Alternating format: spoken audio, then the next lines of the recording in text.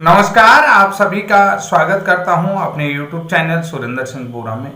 साथियों, BEd bridge course के अधिकारों की लड़ाई माननीय सर्वोच्च न्यायालय में अपने अंतिम चरण पर है और आप सभी प्रशिक्षित युवा साथियों के सहयोग से और पूरे देशवासियों के सहयोग से और जितने भी बीएड ब्रिज कोर्स प्रशिक्षित साथी हैं उन सभी के परिजन के सहयोग से हम लोग ब्रिज कोर्स के अधिकारों की लड़ाई में यहाँ तक पहुँचने में सफल हुए हैं और निश्चित रूप से आप सभी लोगों के सहयोग से, आप सभी लोगों की कृपा दृष्टि से और आप सभी लोगों के तालमेल से, आप सभी लोगों के सामंजस्य से हम लोग इस लड़ाई को यहाँ तक ले जाने में सफल हुए हैं।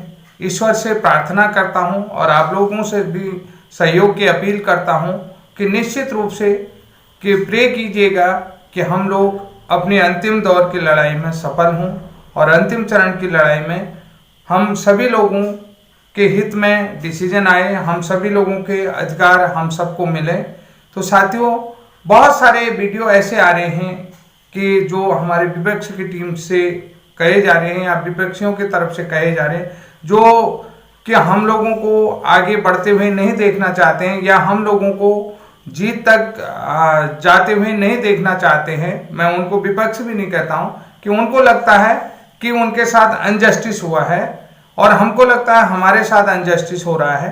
तो निश्चित रूप से उनको क्या लगता है कि अनजस्टिस हो रहा है, तो वो बार बार एक ही चीज कहते हैं कि Devesh Sharma versus union of India वाले केस में जो 11 अगस्त 2023 को माननीय सर्वोच्च न्यायालय ने फैसला दिया, तो उसमें जो है कि एनसीटी का गजट नोटिफिकेशन 2018 रद्द कर दिया था। तो अब जो है कि इस बीएड के ब्रिज कोर्स के केस को माननीय सर्वोच्च न्यायालय क्यों सुन रहा है। तो साथियों, जैसा कि आप सभी लोगों को मालूम है, जब बीएसटीसी वर्सेज बीएड वाला केस राजस्थान हाई कोर्ट से जो है कि सुप्रीम कोर्ट तक पहुंचा, तो वहां पर एक ही चीज कहा गया था, एक ही चीज जो कि प्रूफ भी थे उनके पास आरटीआई के माध्यम से। तो उन्होंने क्या कहा था कि किसी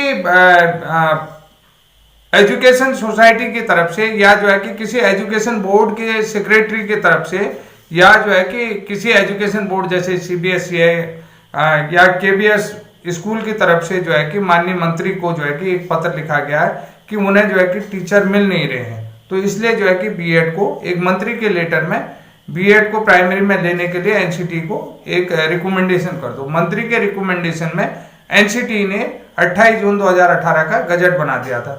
उनका यह भी कहना था कि इसमें जो है कि कोई कमेटी या बोर्ड नहीं बैठा या जो है कि इसमें किसी भी प्रकार का कोई प्रोविजन नहीं किया गया कि बीएड को प्राइमरी में लिया जाए, क्योंकि बीएड को प्राइमरी में लेने के लिए प्रोविजन नहीं किया गया था। और क्योंकि जब बीएड को प्रोविजन करने के लिए जो है कि आरटी एक्ट में संशोधन की जरूरत थी या आरटी एक्ट ने जो है कि बीएड को 6 से 8 तक की क्वालिफिकेशन मांगा। आरटी एक्ट जो है कि 2009 में, जो आरटी एक्ट अधिनियम है 2009 में जो है कि जहां तक जो है कि रिलीफ दिया गया था, वो रिलीफ के बाद जो है कि बीएड प्राइमरी के लिए क्वालिफिकेशन नहीं है, क्योंकि उसमें पेडागोजिकल कमियां हैं 6 से 11 वर्ष के बच्चों को पढ़ाने के लिए। तो इनका सीधा सीधा कहना था कि इसमें किसी भी प्रकार का कोई प्रावधान नहीं किया, किसी एक्सपर्ट कमेटी की सलाह नहीं गई, कोई बोर्ड नहीं बना और कोई इसके लिए कानून नहीं बना। तो ये जो है कि एनसीटी का गजट नोटिफिकेशन रद्द हो गया। तो सबसे पहले साथियों, ये बात सही है और इस बात को हम भी मानते हैं कि ये ऐसा था। लेकिन जो ब्रिज कोर्स का मामला है, ब्रिज कोर्स का मामला कहां से उत्पन्न हुआ है, इस चीज को आपको जानना पड़ेगा कि ब्रिज कोर्स का मामला तब उत्पन्न होता है, ब्रिज कोर्स की आवश्यकता क्यों पड़ी कि जब देश में, पूरे देश में आरटी एक्ट अधिनियम 2009 लागू हुआ। आरटी एक्ट 2009 बना, जिसके मूल नियम 9 अप्रैल 2010 को, यानी कि 1 अप्रैल 2010 को आरटी एक्ट लागू हो गया था। तो वहां पर देखा गया कि देश में कक्षा 1 से 5 तक पढ़ाने वाले अप्रशिक्षित शिक्षकों की संख्या बहुत ज्यादा है। जैसे कि आप लोगों ने देखा होगा, शिक्षा मित्र, कहीं पर शिक्षा मित्र कहते हैं, कहीं पर जो है कि शिक्षा आचार्य कहा गया, कहीं पर पैरा टीचर्स कहा गया, कहीं पर पंचायती राज एक्ट के तहत जो है कि शिक्षकों की कमी से जूझ रहे जो राज्य थे, वहां जो है कि अप्रशिक्षित शिक्षकों को कुछ टाइम के लिए लिया गया था। उनका जो है कि निश्चित समय काल था, यानी कि जो है कि वो पूरे साल में 11 महीने करेंगे, 11 महीने का ही वेतन लेंगे, इस तरीके से। क्या आपने मध्य प्रदेश, राजस्थान सभी जगह देखे। तो बाद में देखा गया कि क्वालिटी एजुकेशन का प्रभाव, हर बच्चे का राइट है, the right of children to free and compulsory education, कि हर शिक्षक, हर टीचर को क्वालिटी एजुकेशन मिले, उसके लिए हर टीचर का प्रशिक्षित होना जरूरी है, या टीचर का, एक्सपर्ट टीचर की आवश्यकता है, क्वालिटी टीचर की आवश्यकता है। तो अब क्वालिटी टीचर कौन होगा, कि जो प्रशिक्षित होगा, जो 23 अगस्त 2010 के अनुसार एनसीटी ने जो क्वालिफिकेशन क्राइटेरिया उसके अकॉर्डिंग प्रशिक्षित होगा। तो देश ने देखा तो उन्होंने कहा कि भैया इन सभी अप्रशिक्षित शिक्षकों को, कि टीईटी लागू हो गया 2012 में, ये प्रावधान किया कि सारे प्रशिक्षितों को, जो अप्रशिक्षित शिक्षकों को प्रशिक्षित करो 15 तक। तो जब देश में देखा गया कि 5 साल का टाइम मिला, 5 साल का आरटी एक्ट बना दिया, तो आरटी एक्ट में 5 साल का टाइम बना, पूरा देश जो है कि शिक्षकों को प्रशिक्षित नहीं कर पाया। तो फिर क्या जरूरत थी, भाई आप प्रशिक्षित आगे करेगा तो आगे जो है कि फिर कानून भी चाहिए। भाई हमारे पास तो कानून 5 ही साल का था, तो उसमें फिर बोर्ड के, सभी बोर्डों की एक्सपर्ट कमेटी बुलाएगी, और आप लोगों को पता है मिनिस्ट्री ऑफ एजुकेशन, एमएचआरडी की तरफ से, एनसीटी के चेयरमैन की तरफ से, क्योंकि जो राष्ट्रीय अध्यापक शिक्षा परिषद है वही ट्रेनिंग कराती, उसी का काम है कि किस क्वालिफिकेशन को किस आधार पर बनाया जाता है। वो जो है कि एनसीटी रेगुलेशन 1993 आप सभी लोगों को मालूम है, ये सारे प्रावधान किए गए, ऑल प्रोविजंस किए गए। प्रोविजंस में देखिए, आप लोगों ने देखा होगा ब्रिज कोर्स का भी जो लेटर 4 सितंबर 2017 को एनसीटी के चेयरमैन को एमएचआरडी के द्वारा लिखा गया, तो वो सारी चीजें हमारे पास ऑन रिकॉर्ड है। तो ये सारी चीजें जो है कि इसमें आप कैसे कह सकते हैं कि पहले तो आप लोगों ने कहा एनसीटी के गजट नोटिफिकेशन में तो आपने कहा कि एक्सपर्ट कमेटी नहीं बनाया, किसी बोर्ड की मीटिंग नहीं हुई, कहीं पर कोई प्रावधान नहीं किया, कहीं पर संविधान के अगेंस्ट है। यहाँ पर तो देखो भारत की संसद जो है किसके लिए, संविधान के लिए कानून बनाती है कि नहीं? तो यहाँ पर भारत के संसद के द्वारा बकायदा जो है कि आरटी एक्ट अधिनियम संशोधन बिल 2017 संसद से पास हुआ है, नहीं हुआ? संसद से पास होकर के ये बनाया गया। तो अब आप बताइए, क्या कोर्ट जो है कि संसद से बड़ी होगी? माननीय सर्वोच्च न्यायालय संसद से बड़ा तो नहीं हो सकता ना। भारतीय संविधान की जो आत्मा है वो कौन है? तो वो तो हम समझ रहे हैं कि संसद से जो कानून बन के आता है कि संसद ही बनाती है, आप लोगों को ये भी मालूम है। तो अब जो है कि संसद जो है कि जो भारत की संसद है वही जो है कि संविधान के लिए कानून बनाती है। तो कानून बना है, लीगल है, कहीं पर अनलीगल तो नहीं है ना। तो ये चीज मैं आप लोगों को समझाना चाह रहा हूं। दूसरी बात, अब देखिए ना कि उनने कहा ये वैलिड हो जाएगा, वो वैलिड हो जाएगा, फलाना वैलिड हो जाएगा, ये सब जो है कि मिथ है, अफवाह है। इनको मिथ कहा जा सकता है। मिथ आप कुछ भी फैला लो, क्योंकि आपको क्या करना है, पैसा बटोरना है, किसी भी नाम से पैसा आ जाए, पैसा बटोरना, ये मिथ है। मैं आप लोगों को ऑन रिकॉर्ड दिखाता हूं, आप लोगों को मैं ये दिखा देता हूं कि पूरे देश में जो 31 मार्च 2019 तक जो बीएड प्रशिक्षित, जो एंट्रेंस टीचर थे जिनको प्रशिक्षित कराया गया पूरे देश में, सभी राज्यों को मिला करके और केंद्र शासित प्रदेशों को मिला करके कुल कितने जो है कि बीएड ब्रिज कोर्स प्रशिक्षित है, ऑन रिकॉर्ड आप देख सकते हैं। ये आपको मैं दिखा रहा हूं। तो आपको सभी को बता देता हूं, 1,27,161 अभ्यर्थियों ने ब्रिज कोर्स प्रशिक्षण के लिए रजिस्ट्रेशन किया एनआईओएस के साइट में। 1,27,161 लोगों ने रजिस्ट्रेशन किया। अब फीस कितने लोगों ने जमा करी ये भी मैं आप लोगों को बताता हूं। 1,14,127 लोगों ने जो है कि फीस जमा करी। अब उसमें से पास कितने हुए? 1,04,496 लोग, 1,04,496 लोग पास हुए। अब इसमें से अधिकतर टीचर क्या थे? टीचर क्या थे कि जो गवर्नमेंट जॉब में ऑलरेडी थे, जैसे मृतक आश्रित के थे, कई बीपीएड वाले थे, समझ रहे हैं, कई बीपीएड वाले थे, तो कई ऑलरेडी बीएड वाले थे।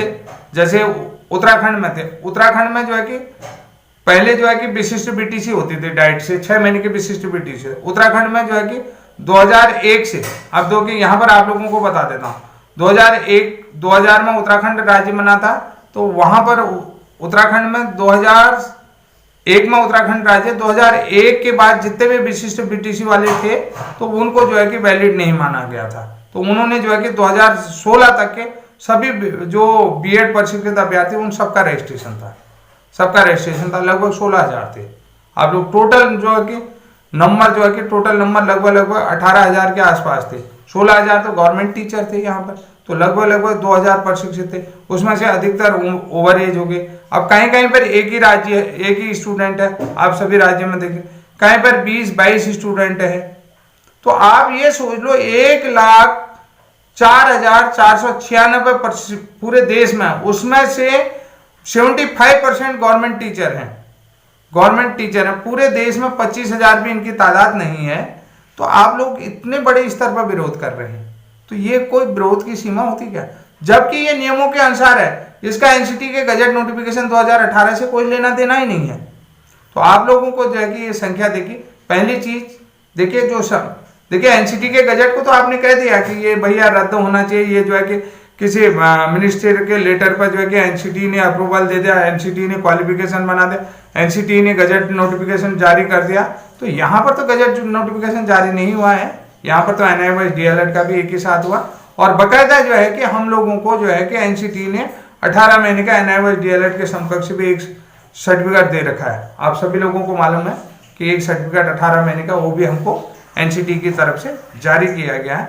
तो इसलिए जो है कि पूरी तरीके से हमारे पास सारे राइट्स हैं, सारे प्रावधान हैं, सारे गजट नोटिफिकेशन, हम लोग जो है कि एविडेंस के आधार पर ही अपने वो डिमांड रख रहे हैं, और जो डिमांड हमारी जायज़ है, एविडेंस के आधार पर ही डिमांड है, और वो डिमांड हमारी जायज़ है, वो कानूनी है, जिसमें भारत की संसद की तरफ से कानून बनाया गया है, इसमें कोई भी वो नहीं होना चाहिए। और आप लोगों को बता देता हूँ, लेकिन ये भी बताता हूँ, ज़्यादा से ज़्यादा पूरे देश में भी हो जाएंगे इन टीचरों की संख्या 10,000 हो जाएगी, 10,000 भी मुश्किल से होगी। तो इससे भी कम अभ्यर्थी 169 ये हैं, 22 लोग हिमाचल से हैं, 16 लोग पंजाब से हैं, और 3 लोग राजस्थान से हैं। बताओ, 3 लोग हैं राजस्थान में, केवल 3 लोग कितनों की नौकरी खा जाएंगे? और बाकायदा जो है कि आपके यहाँ रिटन कंपटीशन एग्जाम है, कंपटीशन क्वालिफाई करेंगे, उसके बाद ही रीट लेवल 1 का कंपटीशन क्वालिफाई करेंगे, उसके बाद ही जो है कि नियुक्ति मिलेगी। जबकि अब आप लोग देख रहे हैं सब जगह पर जो है कि बोर्ड बन रहा है, और जो है कि कंपटीशन एग्जाम के माध्यम से इस टीचर सिलेक्शन हो। कंपटीशन एग्जाम होने के बाद भी आप लोगों को 169 उत्तराखंड में है, 22 हिमाचल में, 16 पंजाब में, 3 लोग राजस्थान में, तो कितने लोगों का जो है कि वो जरूरी नहीं है कि कंपटीशन क्वालिफाई करके वो नौकरी मांग रहे हैं, आपसे भीख तो नहीं मांग रहे ना आप, या उसको खराद में दे रहे हैं, किसी को खराद में नहीं दे रहे। और वो जायज होने के बाद, जिसमें भारत की संसद का लोगों का पैसा लगा है, टैक्स पेयर का पैसा लगा है, करोड़ों रुपया खर्च हुआ है, राज्यों से विज्ञापन जारी किए गए, राज्य के जो है कि एजुकेशन डायरेक्टर की तरफ से विज्ञापन में पैसा खर्च कर रखा है, राज्य का जो है कि टैक्स पेयर का जो है कि सरकारी कर्मचारियों का जो टैक्स पेयर है उनका पैसा इन विज्ञापनों में खर्च हुआ है। और आप लोगों को बता देता हूँ, मास्टर ट्रेनर बनाने में पैसा खर्च हुआ है, सेंटर बनाने में पैसा खर्च हुआ है, ठीक है, एमटी की ट्रेनिंग में पैसा खर्च हुआ है, एग्जाम कराने में पैसा खर्च हुआ है, स्कूलों में सेंटर बनाने में पैसा खर्च हुआ, सब चीज में तो पैसा खर्च हुआ। हमने लगभग पूरा राज्य का कितना पैसा खर्च हुआ, गवर्नमेंट का, स्टेट गवर्नमेंट का कितना पैसा खर्च हुआ है इस प्रशिक्षण का। और बाकायदा जो है कि प्रदेश की जो डाइट संस्थान है, जिला शिक्षक प्रशिक्षण संस्थान है, उन संस्थानों के माध्यम से जो है कि ये क्या कराया गया, प्रशिक्षण उन संस्थानों में कराया गया है। तो आप लोग तो इसको झुठला ही नहीं सकते हैं। तो इसलिए जो है कि मैं आप लोगों से कह रहा हूँ कि जब आप देख रहे हैं कि राजस्थान से कुल 3 लोग हैं, 3 लोग वो भी कंपटीशन एग्जाम के माध्यम से आएंगे, तो आप लोगों ने इतनी बड़ी बनाए, जबकि मैंने आपको सबूत भी दे दिया कि कोई यकीन तो करेगा ना कि हम तथ्यों पर बोलते हैं, तथ्यों पर कि कितने हैं उसको निकाल भी सकते हैं आप। 1,04,500 है, उसमें जो है कि 75% गवर्नमेंट टीचर ऑलरेडी जॉब में है, तो 25% में आधे से ज्यादा लोग जो है कि ओवर एज हो गए होंगे। अगर उसका आधे से ज्यादा 50% निकाल ले तो 25,000 का भी 12,500 मान के चलो, 12,500 में भी कई लोग टेट पास नहीं होंगे। तो 1-2 लोगों के लिए आपको संख्याएं में मैं स्टेट वाइज बता रहा हूँ, तो इससे समझ लीजिएगा कि साथियों कितने हैं, क्या मानसिकता होगी हम लोगों की, कि यानी कि जो है कि किसी भी मामले में हमें कोर्ट केस करना है, कोर्ट जाना है, ये जो है कि मोनोपोली बन गई है हर किसी इंसान, हर किसी में, क्योंकि हमको क्या करना है, कहीं न कहीं से कुछ न कुछ अपना तलाशना है। तो तो साथियों आज के लिए इतना है, तब तक के लिए जय हिंद, जय उत्तराखंड।